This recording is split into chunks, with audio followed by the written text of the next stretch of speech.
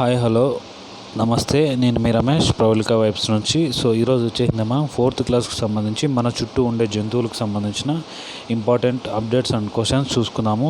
ఇది వచ్చేసింది AP DSC TET and Telangana TET and డిఎస్సికి సంబంధించి మనకి చాలా యూజ్ అవుతుంది. దానికోసం అనేసి క్విక్ రివిజన్గా నేను దీన్ని ప్రిపేర్ చేస్తున్నాను. ఇక్కడ చూసుకున్నట్టయితే మనకి అండోత్పాదకాలు అంటే ఏమిటి, బాహ్య చెవులు రోమాలు ఉండేవి అనమాట. నెక్స్ట్ అండోత్పాదకాలు అంటే బాహ్య చెవులు రోమాలు అనేటివి ఉండవన్నమాట.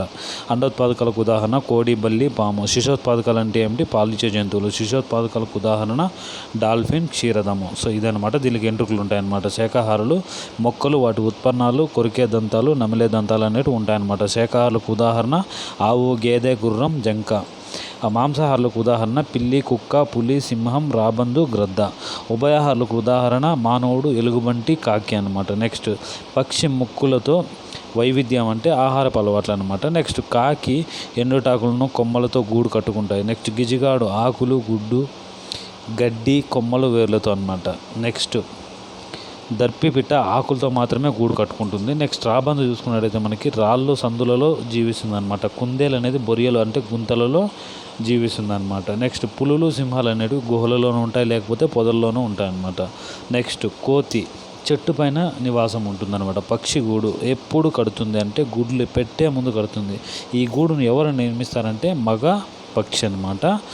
ఇప్పుడు మనం దీనికి సంబంధించిన ఇమేజెస్ రూపంలో మీకు ఒక క్లారిటీ కోసము షార్ట్కట్గా చూడండి ఒకసారి.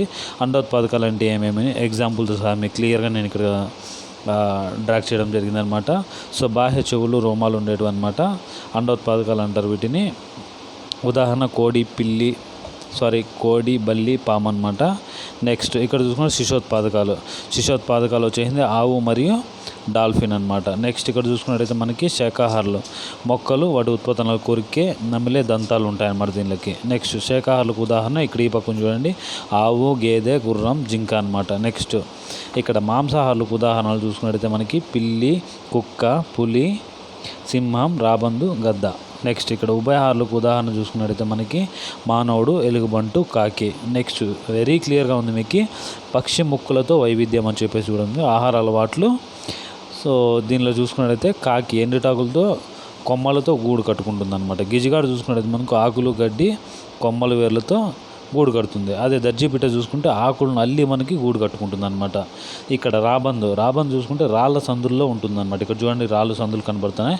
నెక్స్ట్ కుందేలు అనేది బొరియలు ఆ గుంతల్లో ఉంటుందన్నమాట. బొరియలు అంటే చూడండి ఇక్కడ గుంతలు ఉంటాయి కదా, ఆ గుంతలలో ఉంటుందన్నమాట. పులులు, సింహాలు గుహల్లో మరియు పొదల్లో ఉంటాయన్నమాట. నెక్స్ట్ కోతి చెట్లపైన అలా ఉంటుంది చూడండి. పక్షి గూడు కడుతుంది. పక్షి గూడు ఎప్పుడు కడుతుందంటే గుడ్లు పెట్టే ముందు కడుతుంది. అది ఏ పక్షి గూడు కడుతుందంటే మగ పక్షి.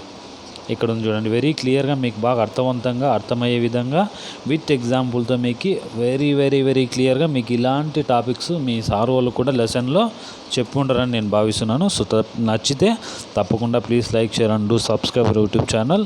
మీకు ఇలాంటివి మరిన్ని అందించడానికి మేము సిద్ధంగా ఉన్నాము. దయచేసి మీరు మన ఛానల్ని సబ్స్క్రైబ్ చేసుకోండి. Please like, share and do subscribe YouTube channel.